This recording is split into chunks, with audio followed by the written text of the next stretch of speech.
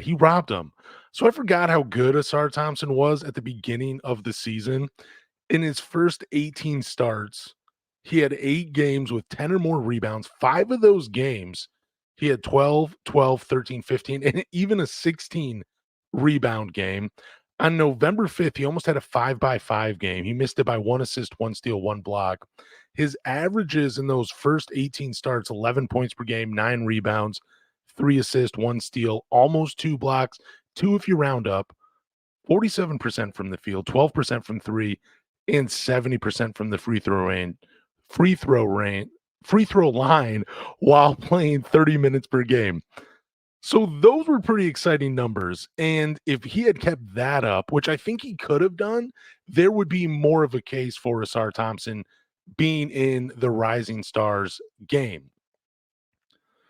Now, after those 18 starts, for some reason, he was demoted to the bench for 4 games, playing less than 20 minutes per game in those 4.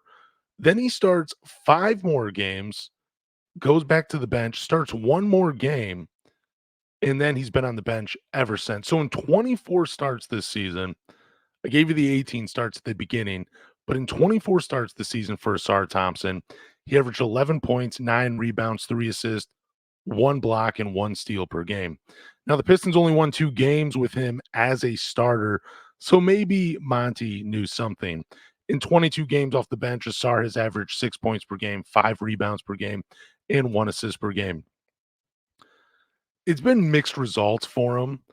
I get why Pistons fans are upset that the NBA overlooked Ausar, but also at the same time, it's really unfair to blame the NBA for not including Ausar Thompson in this game. I would love to see him.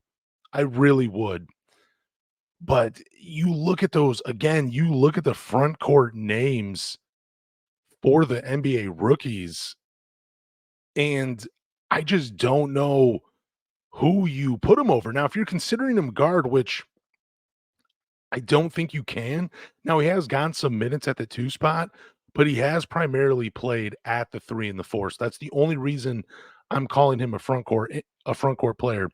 And I did throw out Bilal because he does play a good chunk of his minutes at the 3 spot, but he is listed at a guard. And I'm not comparing him to Keontae George or Jordan Hawkins or Scoot Henderson or Cason Wallace and Brandon Pazimski. I don't even know how to say his name. I think I got close with it right there.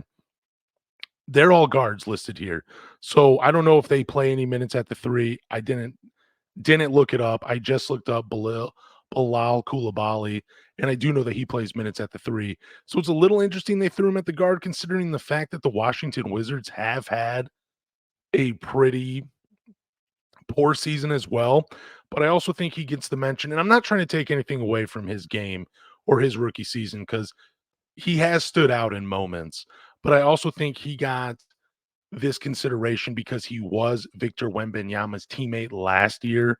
So maybe you're putting Victor on there. Hey, let's put one of his former teammates and see what they can do. Maybe they'll have some fun reconnecting on, one of the biggest stages during the season. So maybe that's why they did it. I don't know. Again, I'm in the school of thought that Ausar was not snubbed. I'm not going to blame the NBA.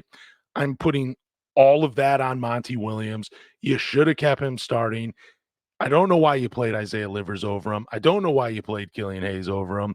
It would have been fun to see Cade, Ivy, Ausar, Boyan, and Duren start a bunch of games this season. I think that should have been the starting lineup.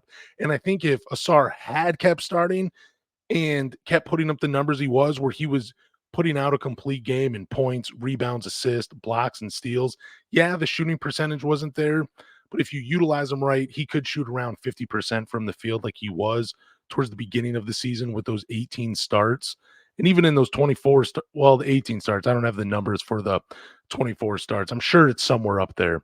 But 47% from the first 18 starts. It's just mind-blowing. I don't get Monty Williams' decision just to bench him. It makes no sense.